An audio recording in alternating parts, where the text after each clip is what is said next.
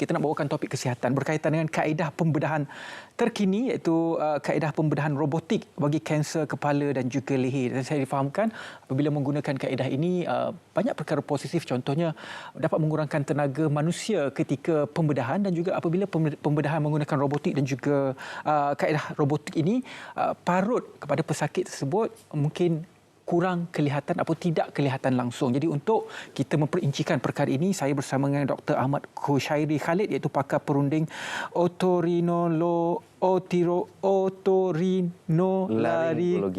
Laringologi. UTM Private Specialist Center. Panjang nama doktor? Panjang nama dia Latin. Punya nama itulah. Okey, doktor, apabila kita bercakap mengenai kaedah pembedahan robotik bagi kanser kepala dan juga leher, saya dapat beberapa maklumat, apa macam saya katakan sebentar tadi, dapat mengurangkan tenaga kerja manusia ataupun doktor ataupun pembantu perubatan ketika pembedahan itu dilakukan. Mungkin sedikit latar belakang, kerana saya difahamkan di UiTM Private Specialist masih lagi baru perkara ini, hujung tahun 2022, doktor. Ada sedikit pembetulan. Kita telah mula melakukan pembedahan robotik di UiTM Private Specialist Center sejak 2017 lagi sebenarnya. Masih lagi awal. Dan sekarang sudah hampir, saya kira 6 tahun kita melakukan pembedahan menggunakan kaedah ini. Jadi konsep pembedahan robotik ni adalah di mana pakar bedah tersebut tidak perlu berada di katil pesakit ketika melakukan pembedahan itu. Pakar bedah tersebut hanya memerlukan seorang pembantu, sama ada seorang medical officer ataupun staff nurse yang boleh membantu ketika pembedahan tersebut. Jika menggunakan kaedah lama, mungkin kita memerlukan 2 atau 3 pakar bedah lain untuk membantu, tetapi dengan kaedah baru ini hanya seorang saja pembantu yang perlu berada di katil pesakit semasa melakukan pembedahan. Konsepnya adalah pakar bedah tersebut melakukan pembedahan di konsol robot tersebut, tetapi konsol tersebut boleh berada di mana-mana pun. Tetapi ketika awal memperkenalkan kaedah ini, kita masih lagi berada di dalam dewan bedah yang sama, dan konsol tersebut mungkin berada di sudut yang berbeza di dewan bedah tersebut. Tetapi apabila berlaku masalah ataupun apabila perlu ke katil pesakit, kita boleh pergi dan melihat di pesakit tersebut. Jadi konsepnya begitu. Di negara lain sudah ada transcontinental surgery, pakar bedah di Belgium, pesakit di United States dan sebagainya, dengan melakukan dan dengan menggunakan teknologi ini. Tetapi dia memerlukan lebih banyak kajian dan latihan untuk kita mahir dalam kaedah tersebut. Kalau di UiTM Private Specialist bermula pada tahun 2017, saya juga difahamkan secara awal robot dalam pembedahan ini telah pun digunakan oleh tentera Amerika Syarikat, pembedahan ke atas tentera yang cedera dari jarak jauh. Jadi berapa lama mungkin, kalau kita nak fahamkan situasi dalam industri perubatan ini, kita kebolehan kita menggunakan teknologi ini berbanding dengan negara-negara maju? Betul. Satu soalan yang sangat baik. Sebenarnya untuk bidang kanser ataupun pembedahan kepala dan leher, teknologi ini telah diperkenalkan sejak 2005 lagi. Tetapi di Malaysia kita hanya memulakan praktis ini sekitar tahun 2017.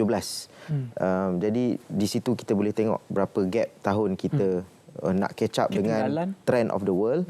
Tetapi alat robotik ini betul dicipta oleh tentera Amerika untuk merawat tentera yang berada di battlefield. Jadi doktor-doktor tak perlu ke battlefield untuk melakukan pembedahan. Mereka perlu berada di tempat yang lain, hanya menggunakan konsol tersebut, tetapi robotik arm yang melakukan pembedahan di battlefield. Itu konsepnya.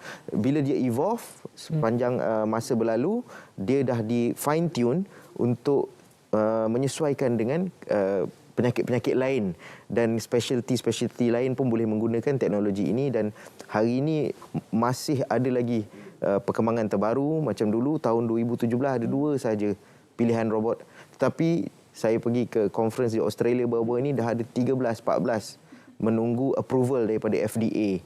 Jadi di sinilah kita boleh tengok betapa berkembangnya, dan inilah saya rasa masa depan untuk melakukan pembedahan-pembedahan ini. Kalau di UiTM Specialist ada berapa jenis robot? Sekarang kita hanya mempunyai satu dahulu, dan saya boleh katakan di Malaysia ni kita masih cuba catch up dengan negara yang lebih maju seperti Korea Selatan dan juga Singapura, di mana volume ataupun numbers ataupun bilangan pembedahan mereka lebih tinggi dan bilangan robotik machine mereka lebih tinggi. Contohnya satu hospital ada 2 robotik machine. Di Malaysia ni masih lagi kurang, tetapi kita sedang catch up dengan negara-negara yang lebih maju, dan negara lain seperti Indonesia dan Vietnam mula datang ke sini untuk belajar macam mana nak mulakan praktis ini.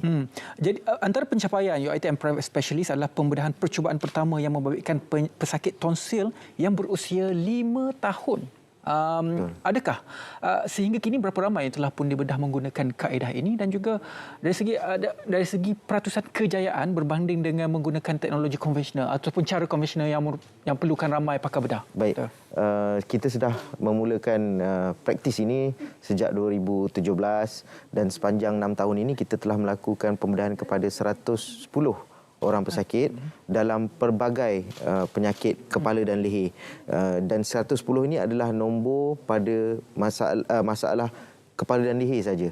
Because apabila kita beli alat robot ni bukan hanya untuk kepala dan leher, dia boleh digunakan oleh banyak lagi sub kepakaran lain seperti urologi, gynekologi, pembedahan jantung, paru-paru dan sebagainya. Tetapi untuk kepala dan leher sepanjang 6 tahun ini kita telah melakukan lebih kurang 110 pembedahan melibatkan macam-macam masalah kepala leher seperti tonsil, seperti sis di mulut, seperti kanser di pangkal lidah, kanser di bahagian pharynx dan juga kanser pita suara.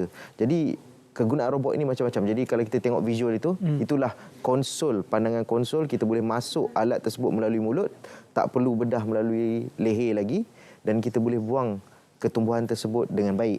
Ini kerana satu, HD view di konsol tersebut, 4K HD, so you get a very nice view. Nombor 2, robotic arm atau tangan robot itu nipis, dia durable dan dia boleh pusing 360 darjah, memberikan kita akses kepada sudut-sudut yang sukar di dalam mulut, di dalam pita suara, di dalam pangkal lidah dan sebagainya. Antara kelebihan kaedah ini adalah menyembuhkan pesakit dengan cepat dan juga mengurangkan kesakitan yang dialami selain mengurangkan risiko kehilangan darah. Jadi mungkin ada apa perbezaannya kalau boleh doktor perincikan berbanding dengan teknik konvensional bersama dengan pakar bedah itu? Baik, bagi kepakaran kepala dan leher ini disebabkan kita ada rahang. Jadi banyak struktur yang kita cuba sampai adalah kita kena buka rahang tersebut untuk pergi. Contohnya pangkal lidah, contohnya kanser pita suara dan sebagainya. Jadi apabila kita mempunyai alat ini, kita tidak perlu lagi membuang atau membuka rahang tersebut. Kita boleh menggunakan ruang mulut yang semula jadi ini untuk sampai ke kawasan yang dibedah. Jadi akan tetapi kita tak boleh cakap robot ini sesuai untuk semua penyakit. Konvensional tak boleh digunakan lagi. Kita harus memilih pesakit yang betul. Stage awal, kansernya belum besar lagi, mungkin umur pesakit yang tak boleh buat major surgery untuk buka leher, duduk di ICU lama dan sebagainya, sesuai untuk kaedah robotik. Umur pesakit maksudnya doktor? Kalau tadi 5 tahun. 5 tahun pun boleh. Ada limitasi. Betul. Dia? Limitasinya contoh, tapi kebanyakan limitasi adalah disebabkan oleh ketumbuhan tersebut. Contoh kalau ketumbuhan tersebut dah pergi ke salur darah yang besar ataupun terlalu besar, stage dia tinggi, mungkin kita tak boleh clear dengan robot ini, kena buat dengan konvensional. Tetapi contoh jika pesakit tersebut tua, pesakit tersebut banyak masalah kesihatan lain, tak boleh menghadapi major surgery ini, robotik adalah pilihan yang baik kerana robotik ini pembedahannya singkat dan recovery-nya lebih cepat daripada konvensional. Itulah antara contoh-contoh yang boleh digunakan. Tetapi untuk kaedah robotik ini, yang pertama parutnya tak ada, betul, dan kurang stay dekat hospital disebabkan oleh tak ada parut, tak ada tube untuk bantu nafas. Kerana kita boleh membuang tumor atau ketumbuhan tersebut hanya melalui rongga mulut kita. Kalau mengikutkan kaedah konvensional, adakah kesemua pembedahan itu akan berlaku di sekitar leher kita? Baik. Yang meningkatkan parut tersebut. Untuk kanser kepala dan leher ini, memang kalau teknik konvensionalnya harus dibuka melalui leher. Jadi Ridwan boleh bayangkan tentang parut yang akan ada. Kadang-kadang tu tak Isu yang cukup besar sebenarnya kalau kita tentang parut. Kalau di Korea, pembedahan yang ada parut sampai boleh saman kepada hospital tersebut. Betul. Di Korea sekarang kerana mereka dah maju, jadi kalau doktor tak menawarkan skala surgery ini atau pembedahan tanpa parut ini, mereka boleh disaman. Tetapi di Malaysia belum sampai tahap tu lagi. Sebab di Korea semua pembedahan kepala dahi, sebab kepala dahi ini kita nampak. Betul. Jadi mereka sangat mementingkan kosmetik. Jadi di situ memang satu hospital tu ada 2-3 robot. Jadi memang mereka boleh menyaman doktor tersebut jika tak offer kaedah rawatan yang tanpa parut ini. Jadi katakanlah dalam satu situasi pesakit tidak bersetuju untuk menggunakan kaedah ini kerana mungkin mungkin kita masih ketinggalan dan kita rasakan takut tak ada orang di situ kan, dan mengurangkan pakar bedah dan juga pegawai perubatan di situ. Apa yang akan disuggestkan oleh doktor? Baik, keputusan terakhir memang bergantung pada pesakit. Jika mereka tidak mahu ataupun masih lagi ragu-ragu tentang teknik ini, memang kita boleh tawarkan teknik konvensional seperti mana yang kita tawarkan sebelum ini, dan kita sedia tahu teknik konvensional ini risikonya lebih tinggi, parutnya lebih banyak, mungkin dia kena tinggal di hospital lebih lama dan kena masuk ICU dan sebagainya. Tetapi jika pesakit tersebut masih mahu melalui kaedah ini adalah pilihan pesakit tersebut. Tetapi saya perlu betulkan persepsi di mana robotik ini bukanlah kita bergantung pada robot tersebut 100%. Robot tersebut hanya menafsirkan pergerakan pakar bedah kepada pesakit. Jadi pakar bedah tersebut masih mempunyai kawalan. Dan jika kita tahu ataupun menghadapi kes-kes yang sukar, dia boleh di-convert kepada conventional method. Jadi kita kena ada plan A, plan B semasa membuat pembedahan tersebut. Okey. Soalan terakhir, mungkin ini sedikit teknikal.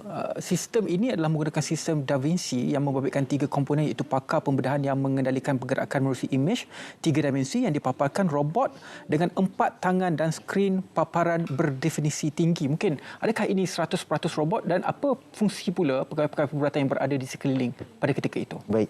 Jadi bila kita cerita tentang robotik komponen, dia ada 3 major part. Satu adalah konsol yang saya sebut tadi, di mana pakar bedah tersebut melakukan pergerakan. Dan pergerakan tersebut ditafsir oleh bahagian kedua, iaitu CPU, Central Processing Unit. Di Central Processing Unit ini ada skrin dan juga ada it's the brain of the robot lah. Jadi dia yang menafsirkan dan diterjemahkan kepada robotic arm yang berada di pesakit. Jadi ini adalah 3 komponen yang ada pada robot. Hanya seorang saja pembantu yang perlu berada di katil pesakit untuk melakukan sedutan asap contohnya, sedutan darah jika berlaku, dan juga mengelap baki-baki debris pada robot punya alat memotong itu. Jadi itu adalah 3 komponen yang ada pada robotik mesin ini. Jadi mungkin itu sedikit gambaran yang dapat kita berikan kepada anda berkaitan dengan kaedah pembedahan robotik bagi kanser kepala dan juga leher yang telah pun ditawarkan di UiTM Private Specialist Center UPSC sejak tahun 2017 lagi. Terima kasih banyak-banyak kepada Dr. Ahmad Khushairi Khalid, salah seorang pakar perunding di UiTM Private Specialist Center UPSC, kerana sudi bersama dengan kita pada hari ini. Sama-sama. Berkongsi informasi dan juga ilmu berkenaan dengan kaedah pembedahan robotik bagi kanser kepala dan juga leher.